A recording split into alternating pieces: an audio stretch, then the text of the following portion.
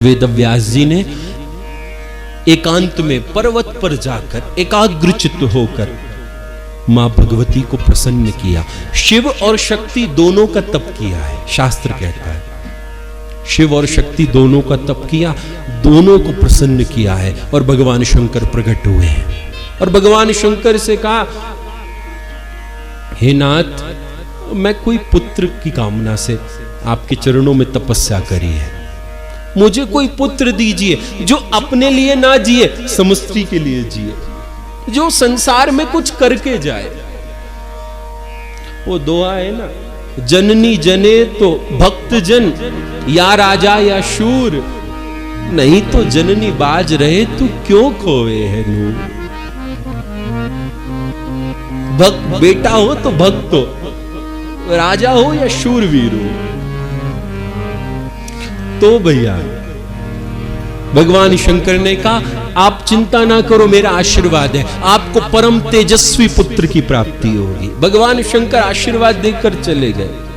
अब भगवान शंकर के उस आशीर्वाद को ग्रहण करके, वरदान को ग्रहण करके, महर्षि कृष्ण द्वैपायन वेदव्यास अपने आश्रम आए हैं, यही बद्रीनाथ में, और यज्ञ की तैयारी कर रहे थे, अग्नि मंथन कर रहे थे। अग्नि को भी मथा जाता है ना, आपने हो सकता है दर्शन भी किया हो अग्नि मंथन का। कई बार यज्ञ हवन ऐसे होते ही हैं, सामान्यता ऐसा ही होते हैं कि जिसमें माचिस से अग्नि प्रकट करी जाती है। लेकिन प्राचीन काल में जो अग्नि प्रकट होती थी यज्ञ की, वो माचिस से नहीं होती थी, वो लकड़ी को घिसा जाता था, कई बार नारियल को घिसा जाता था, और उसके घर्षण से, अति घर्षण से, अति तो भैया अति सर्वत्र वर्जित है, excess of everything is bad. तो अति तो गोस्वामी जी को मानस में लिखना पड़ा, अतिशय रगड़ करे जो कोई, अनल प्रगट चंदन ते होई। चंदन से भी अग्नि प्रकट हो सकती है यदि कोई अतिशय रगड़ करे। तो अग्नि मंथन कर रहे थे, लकड़ी से अग्नि को प्रकट करना चाह रहे थे, तभी क्या हुआ, सामने एक अप्सरा प्रकट होती है,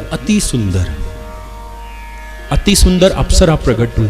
और वेदव्यास जी ने देखा है अप्सरा को, कहां तो 100 वर्षों तक तप करके आए थे, लेकिन जैसे ही अप्सरा को देखा कामातुर हो गए। काम विकार ने हृदय में स्थान प्राप्त कर लिया, कामातुर हुए। जब कामातुर हुए, लेकिन विवेकी थे, सोचने लगे कि यदि इस वासना के क्षय में मैं आ गया तो संसार में बड़ी निंदा होगी। महर्षि वेदव्यास जिन्होंने 100 वर्षों तक तप किया और एक काम के एक स्वरूप को, इसको देखकर अप्सरा को कामातुर हो गए, इसलिए क्या किया जाए, यही विचार करने लगे। नहीं, ये ठीक नहीं। लेकिन हृदय में काम था, इधर अग्नि मंथन हो रहा था, अप्सरा को डर लगा, कहीं इस अग्नि से महर्षि वेदव्यास मुझे भस्म न कर दे। तभी भैया अग्नि मंथन होता है, अग्नि प्रकट होती है, और महर्षि वेदव्यास कुछ कामातुर थे, वहीं उनका शुक्र गिरता है और अग्नि में गिरता है, और उसी अग्नि से सुखदेव जी महाराज प्रकट हो जाते हैं। कहिए सुखदेव जी महाराज की। वेदव्यास जी के पुत्र सुखदेव जी महाराज इस अग्नि से प्रकट हुए, वहीं से प्रकट हुए। अब फिर से चेन पकड़िए पुरानी वाली, यही था ना, सुखदेव जी की मैया कौन है, कहां से प्रकट हुए। सुखदेव जी वेदव्यास जी की किस पत्नी से प्रकट हुए, तो भैया किसी पत्नी से प्रकट नहीं हुए, वो योनिजा नहीं है, उनका अवतार हुआ है, स्वयंभू प्रकट हुए हैं। ऐसे सुखदेव स्वामी प्रकट हुए हैं, और हम सबको आज सुखदेव जी का जन्म हुआ है, वेदव्यास जी के पुत्र है। हम सबको मां भगवती के चरणों में बैठकर ये देवी भागवत की कथा श्रवण करने का अवसर मिल रहा है। ये भगवती की पावन कथा।